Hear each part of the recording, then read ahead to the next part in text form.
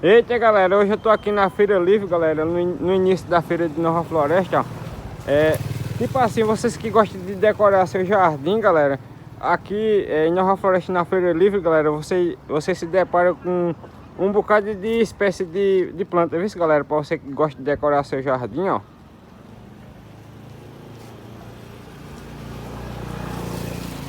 Aí ele vai especificar a variedade de planta que você quer plantar em casa, né, galera?